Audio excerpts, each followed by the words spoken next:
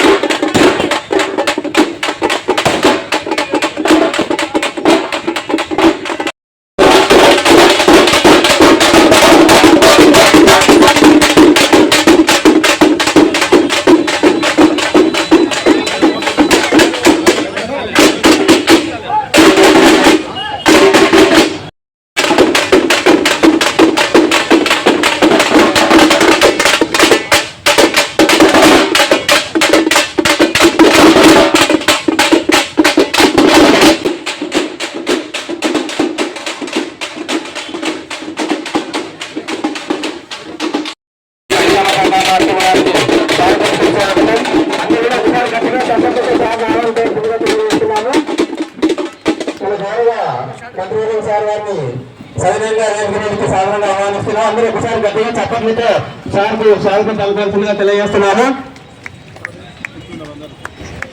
వారిని వేదిక మీదకి సాధారణంగా ఆహ్వానిస్తున్నాను. సార్ వారిని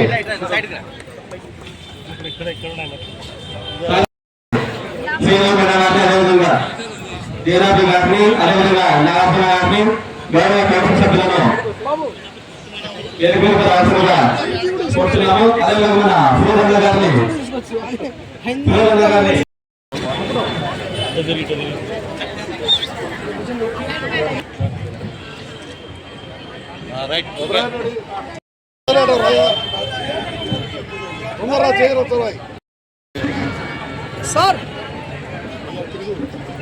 ఈ కార్యక్రమం యొక్క ముఖ్య ఉద్దేశాలు అవసరాలను అనుగుణంగా మన కూటమి ప్రభుత్వం పనిచేస్తున్నట్లుగా మన గౌరవ ముఖ్యమంత్రి గారు హామీ ఇస్తున్నారు. ఇవన్నీ కూడా మన గౌరవ మంత్రివర్యులు ఉండవలసిందిగా కోరచ్చు. ఈ అవకాశాన్ని ఇచ్చిన మన ప్రీతం ముఖ్యమంత్రి గారు మన గౌరవ మంత్రి గారు ఇచ్చిన ఆదేశాల మేరకు స్వచ్ఛతా హీ సేవ అనే కార్యక్రమాన్ని ఇప్పుడు ఒక 15 రోజుల పాటు చేపట్టి మన పట్టణంలో ఉన్న అన్ని ప్రాంతాల్లో పరిశుభ్రమైన వాతావరణాన్ని కల్పించాలి. ఈ స్వచ్ఛత ద్వారా ప్రజలకు మెరుగైన జీవన ప్రమాణాలను కల్పించాలి అన్న ఒక ఆలోచన ప్రజలందరి సహకారాన్ని కోవడం కోసం మా మున్సిపల్ సెక్రటరీ కూడా ఇంటికి వచ్చి మీ అందరి ప్రజలకు చేరువైంది అనే విషయాన్ని ప్రజలకు విశదీకరించడం కోసం వారిని ఇంటింటికి వెళ్ళి పలకరించి ప్రభుత్వం తరఫున ప్రభుత్వం చేపట్టిన కార్యక్రమాలను తెలియజేస్తూ కార్యక్రమం రాష్ట్రం ఏదైనా డబ్బు ఉంటే జగన్మోహన్ రెడ్డి ఏదైనా డబ్బు పెట్టుకున్నట్టే 21 రూపాయలు కూడా పెట్టుకోలేదు. కేంద్ర ప్రభుత్వం నిధుల నుంచి కూడా వచ్చే 60% డబ్బుని 40% రాష్ట్ర ప్రభుత్వం వల్ల ఆ డబ్బు 40% చేసి ఆ డబ్బులు కూడా మొత్తం రాకున్నాడు. ఎక్కడ కూడా ఏ డిపార్ట్మెంట్ కూడా 1 రూపాయి కూడా తిండి కూడా లేదు. అన్ని ఇష్టం వచ్చారు వాడిస్తారు. ఈరోజు మీరు చూస్తా ఉన్నారు. కనీసం తిరుపతి రెడ్డిలో కూడా ఎంత అత్యాచారం చేశారు. దాని గురించి వర్ణాలతో చెప్పకూడదు. ఏ దుర్మార్గం కూడా ఇటువంటి పని చేయడు. జంతువుల బలబలాలతో జంతువుల కొవ్వుతో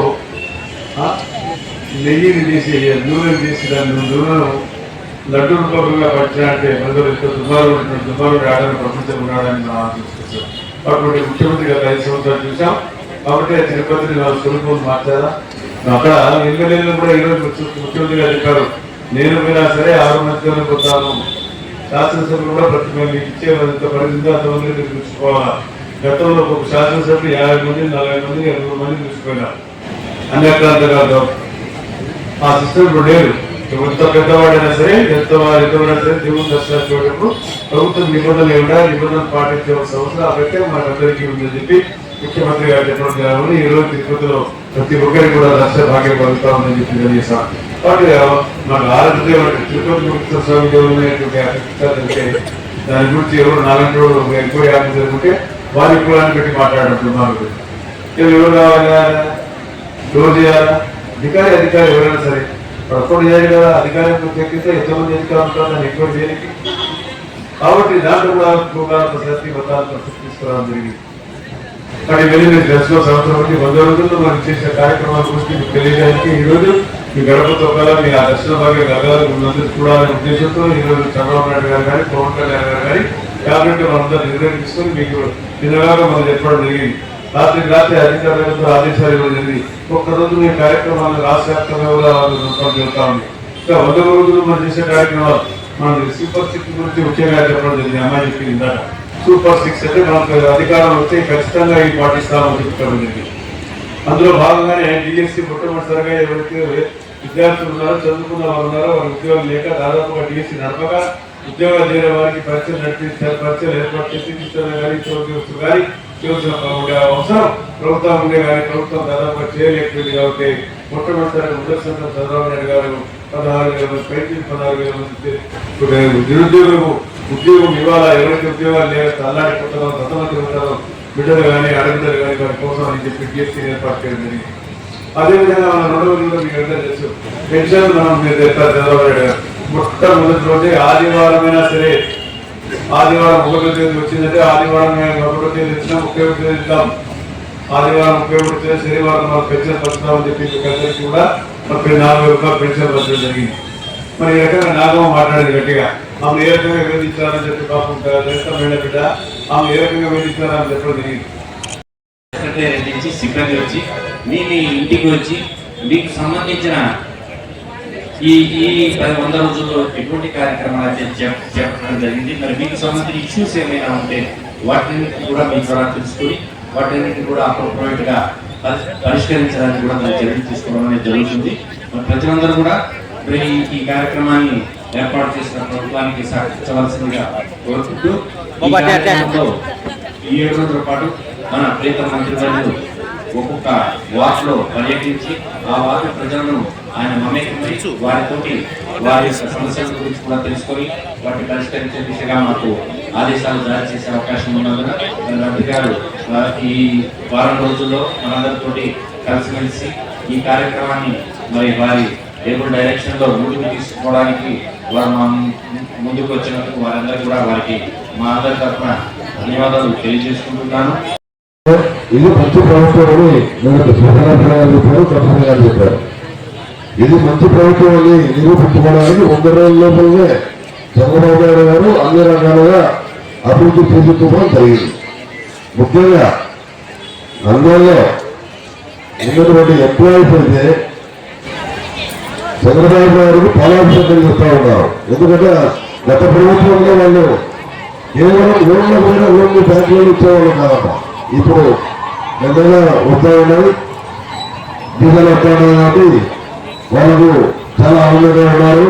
అలాగే ఈ 100 రోజుల్లోనే గవర్నమెంట్ వరదలొచ్చి ఉద్యోగాల్లో అపరాధంలో అయినప్పటికీ డబ్బులు లేదు గవర్నమెంట్ లో కూడా చంద్రబాబు నాయుడు అన్ని రకాలుగా అన్ని ఉద్యోగాలు అదే సదనం చేయడం జరుగుతూ ఉంది.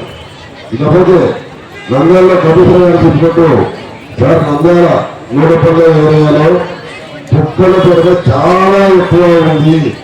మీరు ఏం చేస్తారో తెలియదు, తిరగాలంటే తిరగలేరు, రైతు పండుగ పోవాలంటే చాలా ఇబ్బందిగా ఉంది. కుక్కలు అంటే ఇంకోటి నంద్యాల ఒకటే కాదు రాష్ట్రం అంతా కుక్కలు ఎక్కువ ఉండదు. కానీ నంద్యాల నూడపల్లి బట్టల మార్కెట్ కూడా ఉంది సార్. ఈ ఏరియాలో కనీసం రాత్రి 8 నుంచి 10 గంటల వరకు పిల్లవాడు తప్పుడు పోవాలని పంపిస్తాయనే ప్రయత్నం. కాబట్టి దాని మీద ప్రత్యేక శ్రద్ధ చూపారు కమిషనర్ గారు. అలాగే నేను మంత్రి గారికి జరుగుతున్నది అంటే నూనెపల్ల పుట్టుబట్టుండి గ్రంథాలయ శిస్తు కడతా ఉన్నాం. గ్రంథాలయ శిస్తు మున్సిపాలిటీకి నూనెపల్ల ప్రతి ఒక్క ఇంటి వరకు కడతా ఉన్నాం. మాకు నూనెపల్లిలో ఒక గ్రంథాలయం ఏర్పాటు చేయాలని చెప్పి కమిషన్ మన మినిస్టర్ గారిని కోరుతా ఉన్నాం. మన నూనెపల్లిలో ఖచ్చితంగా విషయము ఈ గ్యాస్ ఫస్ట్ చెప్పారు. ఇప్పుడు మనకి వస్తేనే మన గవర్నమెంట్ వస్తేనే 7,000 4,000 చేస్తున్నారు పింఛను. మన పెద్ద ముఖ్యమంత్రి గారు 4,000 చేసినారు. ఈ 4,000 పింఛన్ అందరం తీసుకుంటున్నాము. ఇప్పుడు దీపావళికి రేపు సిలిండర్ గ్యాస్ ఫ్రీ ఇస్తున్నారు. అది సార్ డిఎస్సీ గారిని రేపు పెట్టినాడు. ఇప్పుడు రేపు మన లేడీస్ అందరూ కలిసి మన ఇది బస్సు ఫ్రీ అది కూడా వస్తుంది. ఆయనకు ధన్యవాదాలు తెలుపుకుంటూ ఈ అవకాశం మనం 100 రోజుల పండుగ జరుపుకుంటున్నాము. మన ప్రభుత్వం ఏర్పడిన తర్వాత మనకు మంచి కార్యక్రమాలు జరుపుతున్నారు. అవ్వాతాత పెన్షన్లను ఒకేసారి 7,000 ఇచ్చిన ఘనత మన కూటమి ప్రభుత్వంది. ఒకేసారి వికలాంగులకు 3,000 పెన్షన్లు ఉన్నదాన్ని ఇంకా 3,000 పెంచి 6,000 పెన్షన్లు ఇస్తున్నారు. అలాగే మన ప్రభుత్వం చెప్పినట్టుగా 100 అన్న క్యాంటీన్లను ప్రారంభించి పేద ప్రజలకు అన్నం పెట్టే కార్యక్రమాన్ని చేపట్టారు. ఇంకా క్యాంటీన్లను ఇంకా ప్రారంభిస్తారు. మన స్త్రీలకు చెప్పిన విధంగా అన్ని కూడా కార్యక్రమాలు ఒకటొకటి చేసుకుంటూ వస్తారు. ఉద్యోగస్తులకు జీతాలు ఒకటో తారీఖుననే ఇస్తూ వస్తున్న మన ప్రభుత్వానికి ధన్యవాదములు. మన ఈ ప్రభుత్వం ఏర్పడినప్పటి నుండి మన ప్రభుత్వం మంచి కార్యక్రమాలు చేసుకుంటూ వస్తుంది. మన రాష్ట్రం అప్పుల్లో ఉన్నా కానీ అందరూ బాగుండాలి, మనం బాగుండాలి, మన వాళ్ళ ప్రజలందరూ బాగుండాలి అని మన ప్రభుత్వం చేపడుతున్న కార్యక్రమాలన్నీ కూడా మంచిగా జరుగుతున్నాయి. మెగా డిఎస్సి పైన మొదటి సంతకం, పెన్షన్లు పెంచడం, అదేవిధంగా 5 రూపాయలకే నాణ్యతమైన అన్నాన్ని అందించి అన్నా క్యాంటీన్లను ఏర్పాటు చేయడం. మా నంద్యాలలో కూడా అన్నా క్యాంటీన్లు ప్రారంభమవుతున్నాయి. కొన్ని అనివార్య కారణాల వల్ల నిలిపివేయడం జరిగింది. ఖచ్చితంగా తొందరగా ఫరూక్ సార్ గారు వాటిని ప్రారంభిస్తారు. ప్రజలందరికీ నాణ్యమైన భోజనాన్ని అందిస్తారు. ఈ 100 రోజులలోనే ప్రభుత్వం పనితీరు ఇలా ఉందంటే ఇక 5 ఏళ్లలో ఎలా ఉంటుందో మీరందరూ ఊహించుకోండి. ఖచ్చితంగా ప్రభుత్వం మంచి చేస్తుంది. మంచి నాయకుడు మన దగ్గర ఉన్నారు. ఖచ్చితంగా అందరికీ మంచి జరుగుతుందని నేను ఈ సందర్భంగా తెలియజేస్తున్నాను. ఈ కార్యక్రమాన్ని అరేంజ్ చేసిన 5-6 వార్డుల ఇన్ఛార్జీలకు అందరికీ నా కృతజ్ఞతలు తెలియజేస్తున్నాను. జై తెలుగుదేశం, జై అల్లూరి ఫరూక్ గారు.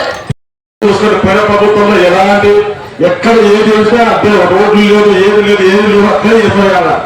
జగన్మోహన్ రెడ్డి ప్రభుత్వం కూడా చూపించారు. కానీ చంద్రబాబు ప్రభుత్వం కూడా జనాలు మెచ్చే ప్రభుత్వం చంద్రబాబు నాయుడు చేసే ప్రభుత్వమే ఆయన చేస్తారు. వచ్చిన 100 రోజుల్లో ఇప్పుడు మనం డిఎస్సీ కానీ ఆయన డిఎస్సీ చూపిస్తారని చెప్పి మనకు 5 ఏళ్ళు జగన్మోహన్ చుక్కలు చూపించారు జనాలకు. కానీ డిఎస్సీ రాలేదు. కానీ ఈయన వచ్చిన ఫస్ట్ డిఎస్సీ సంతకం పెట్టారు. అలాగే మనం భూములు ల్యాండ్ టైటిల్ యాక్ట్ అదిగా మా ప్రభుత్వం మనకు మారింది లేదు. అదిగా వచ్చింటే మన సంపాదించే ప్రతి ఆస్తి జగన్మోహన్ రెడ్డి ఇంట్లో కూర్చొని ప్రసాద్ పిలుపుడు కూర్చొని మనమంతా అర్థమే కదా. మామూలు అయితే ప్రభుత్వం వచ్చిందే. ఇవాళ చంద్రబాబు నాయుడు గారు ల్యాండ్ అభివృద్ధి చేసినాడు. అది దాన్ని కానీ ఏదైనా కానీ అది నాకన్నా భోజనం మన నందలకు స్టార్ట్ కదా, తొందరగా స్టార్ట్ అవుతుంది. అలాగే ఉద్యోగాల్లో 10 రోజులు ఆయన బస్సు తిరిగినాడు. కానీ జగన్మోహన్ రెడ్డి మాత్రం ఇంతకుముందు 2 రోజులు వస్తే పైన తిరిగినాడు. ఆయన తిరగడం పైన ప్రత్యేక హెలికాప్టర్ వేసుకొని చూసుకుంటూ తిరుగుతూ ఉంటాడు. అంతేగాని కిందికి రాడు. రైలు 2 రైళ్లు దూకుంటే ఆయన పై నుంచి చెక్ చేసుకోవాలి. కిందికి వచ్చి ఒక దగ్గర చూసింది లేదు, కొన్ని పరామర్శించింది లేదు. అది జగన్మోహన్ ప్రభుత్వం.